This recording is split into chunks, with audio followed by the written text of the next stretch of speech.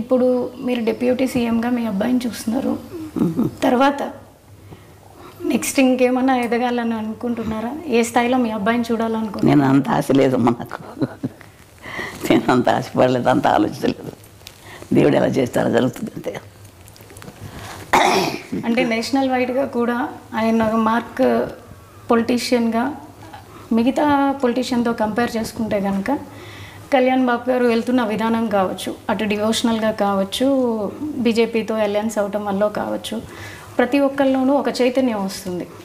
So ఆయన national లీడర్గా ఎదగాలని మీరు కూడా అందరితో పాటు ఆశిస్తున్నారు అనుకుంటా.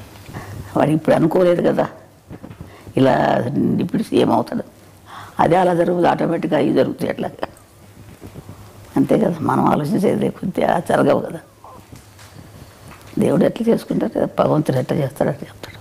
పవన్ కళ్యాణ్ గారు వారి తండ్రి గారైన వెంకట్రావు గారి నుంచి చాలా వరకు ఆయన బుద్ధులే క్యారీ ఫార్వర్డ్ అయినాయి అని మీరు చెప్పారు. అదేవిధంగా ఆయన వెళ్ళే పద్ధతిలోనే కళ్యాణ్ గారు కూడా ఎక్కువగా వెళ్తూ ఉంటారు. కళ్యాణ్ గారికి చిన్నప్పుడు వారి తండ్రితో ఏ విధమైనటువంటి బాండింగ్ ఉండేది? ఎక్కువ ఆయనతో బాగానే ఉండేవాడు. చిన్నప్పుడు కొంచెం పట్టుదల ఎక్కువైంది పిల్లడికి. ఏదైనా సరే నాకు ఇది కావాలంటే కావాలంతే, చెయ్యాలనుకుంటే చేస్తాడు.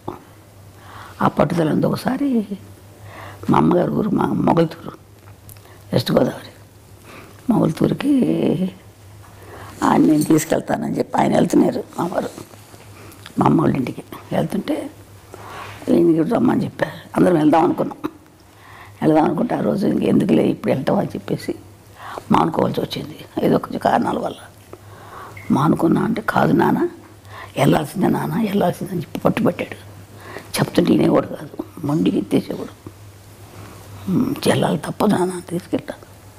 వద్దురా నాన్న తర్వాత వెళ్దాం మనం అంటే ఇన్నే వచ్చి అమ్మ కొట్టారు.